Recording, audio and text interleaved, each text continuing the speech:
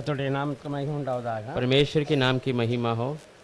நம்ம சிலுவை பாடுகளை நம்ம தியானித்து கொண்டு हम இருக்கிறோம். क्रूस के जो तकलीफ़ों के बारे में हम ध्यान कर रहे हैं, இதை உள்ளத்துக்குள்ள ஆழமா பதிய வைக்கணும். इसको हृदय में अच्छे से हमें बिठा लेना है। இவ்வளவு பாடுகள் ஏன் பட்டார்? क्यों इतना तकलीफ प्रभु ने सहा?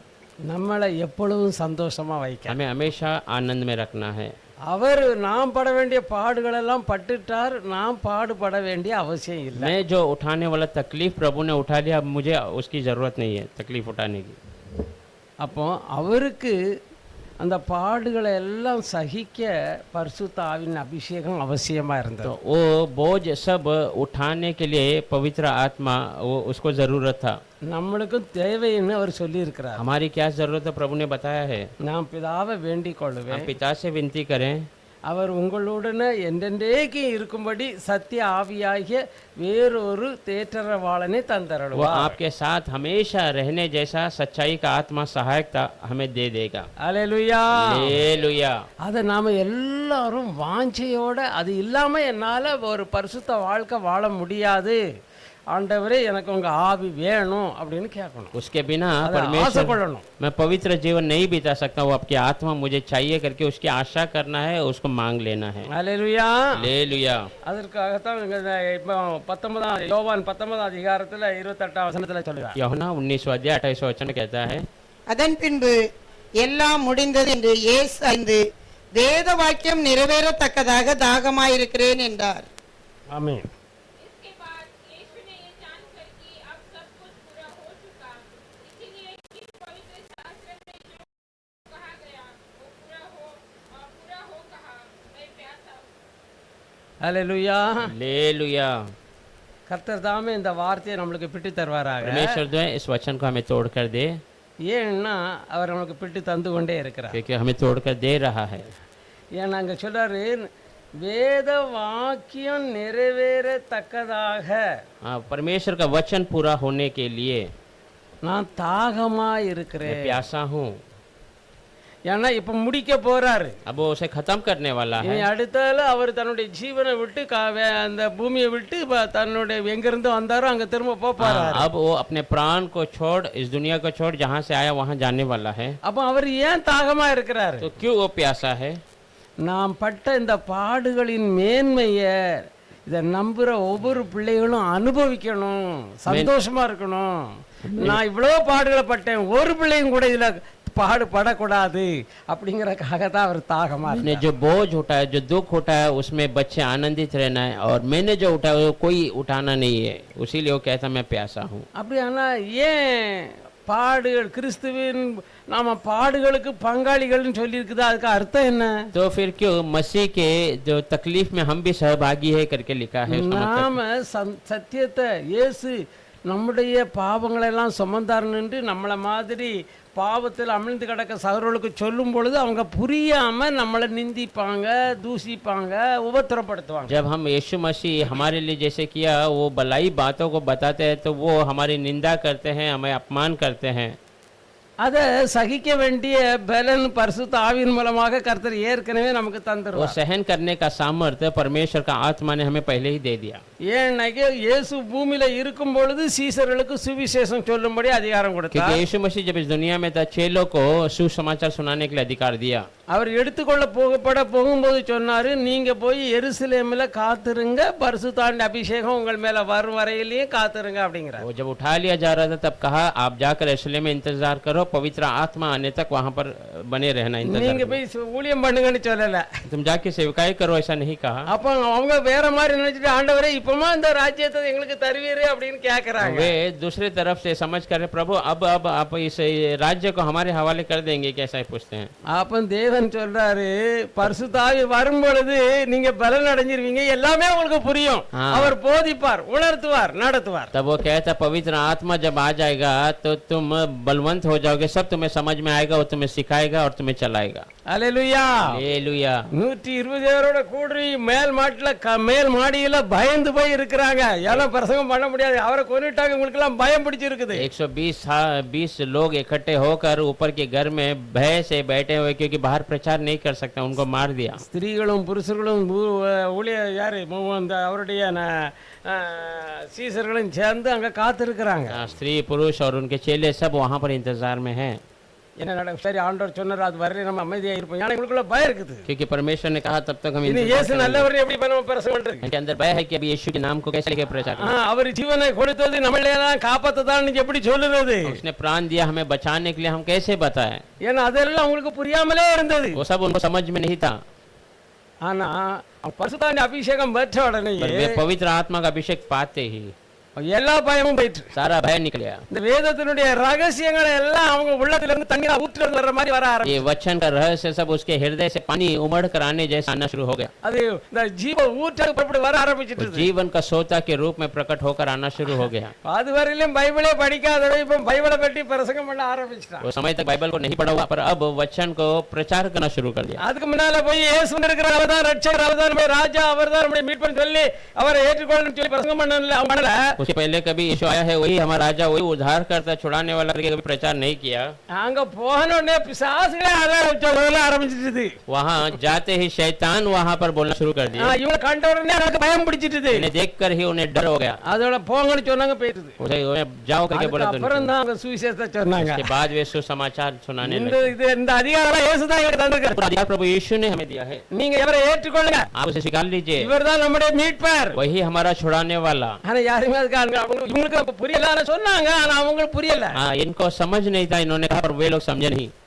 ஆனா பரிசுத்தாவின் அபிஷேகம் வந்ததுக்கு அப்புறம் पवित्र आत्मा का अभिषेक आने के बाद இவங்க பேசுறது கேட்கறவங்க உள்ளத்துல எல்லாம் பதியுது. इन्होंने जो बातें की वो सुनने वाले के हृदय में जाकर बसना शुरू कर दिया। ஐயோ, நாங்க இவரை அற்பமாட்டா நினைச்சோம், சாதாரண மனுஷனாட்டா நினைச்சோம், இவரை ஆண்டவரும் தேவனும் நாங்க அறியலையே, நாங்க என்ன செய்யறது அப்படிங்கிறாங்க. हम तो ऐसे साधारण व्यक्ति समझ रहे थे, ये परमेश्वर खुदा के हमने जाने नहीं, हम क्या करे करके நாங்க தப்பு பண்ணிட்டோமே, என்ன செய்யறது? हम गलत कर दिए हैं, हम क्या करें? எங்களுக்கு விடுதலை இல்லையா? हमें छुड़ाने के लिए कोई है नहीं। அல்லேலூயா. हालेलुया। பாருங்க, அவங்க உடனே சொல்றாங்க, நீங்க ஒவ்வொருவரும் மனம் திரும்பி பாவ மன்னிப்புக்கென்று இயேசு கிறிஸ்து நாமத்தினால ஞானஸ்தானம் பெற்றுக்கிறீங்க. तुरंत वे कहते हैं, आप सब लोग पाप की क्षमा के लिए प्रभु यीशु मसीह के नाम से बपतिस्मा लो।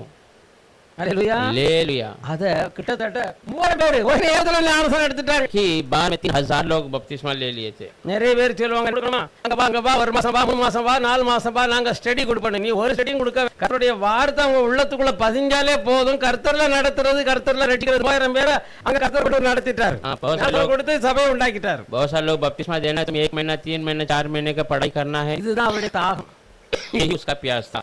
ஒருவனை கெட்டு போகக்கூடாது. कोई नाश नहीं होना है। அந்த ஆதாம் மூலமாட்டு வந்த பாவத்தினால பீடிக்கப்பட்டிருக்கிற அத்தனை பேரும் விடுதலை பெற்று எல்லாரும் சந்தோஷமா இருக்கணும். आदम के द्वारा पीड़ित हुए हर एक लोग छुटकारा पाकर सब खुशी लेना है। இதுதான் அவருடைய தாகம். ये उसका प्यास है। அவர் உயிரோடு இருக்கும்போது சொன்னாரு, வாங்க எல்லாரும் வாங்க, நான் உங்களுக்கு இளைப்பாறுதல் वो தரேன். जीवित है, उसने कहा, बहुत से दबे हुए सारे लोग आओ, मैं तुम्हें विश्राम दूंगा। அவரிடத்துல வந்து எல்லாருக்கும் விடுதலை கொடுத்தாரு. उसके पास आए हुए हर एक को उसने छुड़ा दिया। யாரையும் பசியோட அனுப்பல, किसी को भूखा नहीं भेजा, யாரையும் வியாதியோட அனுப்பல, बीमार के साथ नहीं भेजा, பிசாசு பிடியில இருந்து அந்த பிசாசோட திருப்பி போ அப்படின்னு சொல்லி செய்யல. कोई शैतान के पीड़ित से वैसे ही जाने भेजा नहीं। வந்தவங்க எல்லாருக்கும் விடுதலையும் கொடுத்து சாப்பாட்டையும் கொடுத்து வயிறு சந்தோஷமாட்டு திருப்பி மகிழ்ச்சியோட திரும்பி आए போனாங்க. हुए हर एक को भोजन देकर, खाना खिलाकर, वो आए हुए सब आनंद के साथ तृप्त होकर गए। ஆனா அவருடைய வார்த்தை யாருக்குமே அன்னைக்கு புரியல. पर उसके वचन उस समय में किसी को समझ नहीं அவர் आया। சொன்னாலும் சீசருக்கு கூட சரியா புரியல. वो क्या, उसने कहा, चेलो भी समझ नहीं पाए। அப்ப அவர் அவங்க சொல்றாங்க, ஆண்டவரே இது என்ன பரலோகர அந்த உங்களுக்கு ஓமையா ஏன் பேசுறீங்க, கொஞ்சம் விளக்கமா சொல்லுங்க அப்படிங்கிறாரு. और दृष्टांत में क्यों आप बात कर रहे प्रभु, साफ तरीके से। பிரசங்கம் பண்ணும் பொழுது इनको खुद समझ नहीं आया प्रचार करते समय। அதை கொஞ்சம் விளக்கமா சொல்லுங்கன்னு ஆண்டவர்ட்ட சொல்றாங்க. उसको थोड़ा समझा कर बताया करके प्रभु से कहते हैं। அப்ப ஆண்டவர் சொல்றாரு, परमेश्वर ने कहा, பரலோக ராஜ்யத்தின் ரகசியங்களை அறியும்படி உங்களுக்கு அருளப்பட்டது, அவர்களுக்கும் அருளப்பட்டது. स्वर्ग राज्य के रहस्य को प्रकट करने के लिए आपको दिया गया है, पर उन लोगों को नहीं। ஹல்லேலூயா. हालेलुया। அப்ப இந்த கடைசி காலத்துல நாம எல்லாரும் சந்தோஷத்தோட பிசாசின் கிரியைகளை அழிக்கும்படி எழும்பணும். इस आखिरी दिनों में हम सब खुशी के साथ शैतान के क्रिया को नाश करने के लिए उठना है। பிசாசு இப்ப யாருக்குள்ள எல்லாம் இருந்து கிரியை செய்யறான்? शैतान किस किस के अंदर कार्य कर रहा है? அப்ப அந்த கண்ணை எனக்கு தாரம் காணும்படி செய்யுன்னு आंखें हमें दीजिए ताकि मैं उसे देखूं करके, ஏன்னா வாக்கே பண்ணிட்டாரு, क्योंकि उसने वचन दिया है, சத்தியமே பண்ணிட்டாரு, सच्चा कसम दे दिया। கசம் காலியா. ஹல்லேலூயா. ले लिया। மெய்யாகவே மெய்யாகவே நான் உங்களுக்கு मैं சொல்லுகிறேன், तुमसे सच कहता हूँ, நான் நான் என் பிதாவினிடத்துக்கு போகிறபடினா मैं मेरे पिता के पास जा रहा हूँ, इसीलिए ஆகையினால என்ன விசுவாசிக்கிறவன் எவனோ इसलिए मुझ पे विश्वास करने वाला जो कोई हो, அவன் நான் செய்த கிரியைகளை அவன் செய்வான், मैंने जो काम किया वो भी करेगा, அதை விட பெரிய கிரியைகளையும் செய்வான். उससे भी बड़े कामों को करेगा। அல்லேலூயா. हालेलुया। அப்போ இதுவைகளை எல்லாம் சொன்னவர் அதுக்கு அந்த இதெல்லாம் நமக்கு தந்துட்டாரு, தந்துதான் அனுப்புறாரு அப்படின்னு இந்த ஜனங்கள் புரிந்து கொள்ளணும். அந்த தாகம் தான் அவருக்கு இருந்தது. ये सब कहने वाला लोग समझना है, उसको समझ कर चलना, वही प्यास उसके अंदर था। அல்லேலூயா. हालेलुया। அவருக்கு தண்ணி தாகம் இல்லை. उनको पानी का नहीं, அங்க கூட நிக்கிறவங்க அவர் தண்ணி தாகத்தான் சத்தம் போடுறான்னு சொல்லி அங்க கழிச்சுட்டா காடி எடுத்து அதுல கசப்பை கலந்து அவங்களுக்கு குடிக்க கொடுக்குறாங்க. नीचे जो थे वे समझे ये प्यास में तप रहा है करके नीचे से वो நிறைய ரத்தம் பேருக்குது, அதனால அந்த தாகத்துல தான் சத்தம் போடுறாங்க அப்படின்னு நினைச்சுட்டாங்க. அவங்க என்ன செய்தாங்க, காடியை கலக்கி கொடுக்குறாங்க குடிக்கிறதுக்கு. बहुत खून चले गया, इसीलिए उसको प्यास लग रहा है करके वो वहाँ पर पीने के लिए देते ஆனா हैं, அவருடைய தாகம் அத அல்ல. पर उसका पीने का प्यास वो नहीं। ஒவ்வொரு பாவியும் சந்தோஷமாட்டும் சமாதானத்தோடும் வாழும்படி தேவையான அத்தனை கரையத்தையும் அவர் சிலுவையில முடிச்சிட்டாருங்கிறத புரிந்து கொள்ள வேண்டும். தாகம் தான் हर அவர். एक पापी समाधान से जीने के लिए जो मोल था वो सब क्रूस पर चुका दिया, वो समझने का ही प्यास उनको था। அல்லேலூயா. हालेलुया। அதுதான் யோவான் 16:12 நம்ம விதமாக சொல்லப்படுகிறது. யோவான் 16:12 में हम जो पढ़ते हैं, என்ன விசுவாசிக்கிறவன் நான் செய்த கிரியைகளை தானும் செய்வான், இவைகளை காட்டிலும் பெரிய கிரியைகளையும் उसमें செய்வான். विश्वास करने वाला मैंने जो काम किया वो भी करेगा, उससे भी बड़े कामों को करेगा। இதை வச்சு நம்ம யோசிக்க போறாம்ல. इसको देखकर हम सोचना है, அப்ப ஆண்டவர் பொய்யா சொல்லியிருக்கிறாரு. कृष्ण के झूठ कहा है क्या? அப்ப இந்த வல்லமை நமக்கு தராம எப்படி அவர் சொல்லுவாரு? ये सामर्थ्य हमें नहीं देते हुए कैसा कहेगा? அப்ப இந்த வல்லமை தராம எப்படி ஞானஸ்தானத்துக்குள்ள கொண்டு போவாரு? ये सामर्थ्य दिए बिना हमें कैसा बपतिस्मा में लेके जाएगा? ஞானஸ்தானம் எடுத்துட்டோமே, हमने बपतिस्मा ले लिया है, அப்ப அவரை நம்ம தரிச்சு கொண்டோமே, उसको हमने पहन लिया है, உள்ள வைத்திருக்கிறோமே. हमें प्रभु को हमारे अंदर हमने रख लिया है। அல்லேலூயா. हालेलुया। அப்படி சொல்லுது. प्रभु का वचन ऐसे ही कहता எத்தனை பேர் கிறிஸ்து இயேசுக்குள்ளாக ஞானஸ்தானம் பெற்றீர்களோ அத்தனை பேரையும் தரித்து है, கொண்டீர்கள். जितने लोग यीशु के अंदर बपतिस्मा लिया वो सारे लोग मसीह को पहन लिए हैं।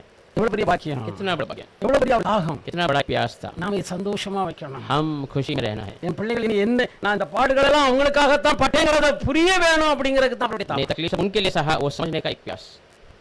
நீங்க அதை யோசித்து பாருங்க. आप उसे सोच कर देखिए। நீ என்ன மிச்சம் உள்ள 2 வசனங்களையும் கொள்ளும் பொழுதும் நீங்க அதை கவனிங்க. हाँ, और 2 वचन देंगे तभी आप उस पर ध्यान दीजिए। அப்படி தாகமே நாம சந்தோஷமா வாழணும். उसका प्यास ही है खुशी से जीना। எந்த பிரச்சனையும் வரட்டு, कोई भी परेशानी आ जाए கவலையே படக்கூடாது. चिंता ही नहीं करना, ஏன்னா அவருடைய சித்தம் இல்லாம ஒரு முடி கூட விழாது. क्योंकि उनके मर्जी के बिना एक बाल भी नहीं गिरेगा।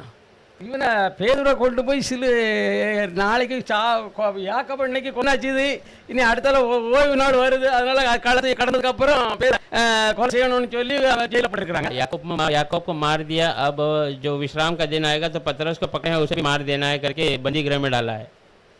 அவன் எப்படி இருக்கான் பாருங்க, वो कैसा है? நல்ல ராத்திரி கொட்டை தூங்குறான். अच्छा गहरी नींद में वो सो रहा है खराटे लेकर। அவங்க ஜெபமும் பண்ணல, உபவாசமா எடுக்கல, ஒன்று எடுக்கல, பயங்கர உறக்கம். वो ना बड़ी प्रार्थना की, उपवास की, परंतु बड़ी गहराई नींद में।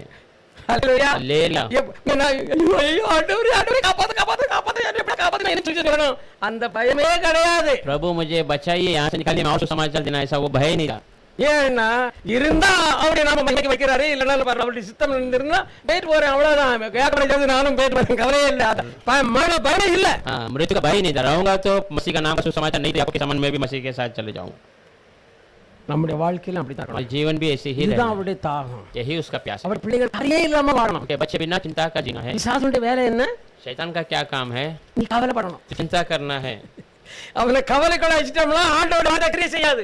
इसे चिंता के अंदर मैं डाल दूंगा तो परमेश्वर का वचन काम नहीं करेगा, ஆவியானவர் கிரியை செய்ய முடியாது. इतना काम नहीं कर सकता, ஏன்னா நீங்க வாக்க நம்ப மாட்டேங்கறா, क्योंकि तू इस वचन पे भरोसा नहीं कर रहा, நீ இருமனமா இருக்கறா. तो 2 मन से भटक रहा है। கொஞ்ச நேரம் நம்புற, அடுத்த நேரம் நம்ப மாட்டேங்கறா. थोड़ी बार भरोसा कर रहा है, उसके बाद नहीं कर रहा। பிரச்சனை வந்தோடனே ஆண்டவர் ஏப்பா இது வந்ததுன்னு சொல்லி சத்தம் போடுறா. परेशानी आ रही है, पिता मेरी आया करके कहता है। பிரச்சனை நீ எதுன்னு பேச ஓடி போ அப்படிங்கறாரு. परेशानी के विरोध खड़ा होकर तो बात करो, भाग जाएगा, ऐसा कहता है। இந்த ஆசீர்வாதங்கள் எல்லாம் நம்மள தந்து நாம சந்தோஷமா வாழணும்ங்கிறது தான் அவருடைய தாகம். ये आशीष हमें देकर हम खुशी में जीना, वही उसका प्यास है।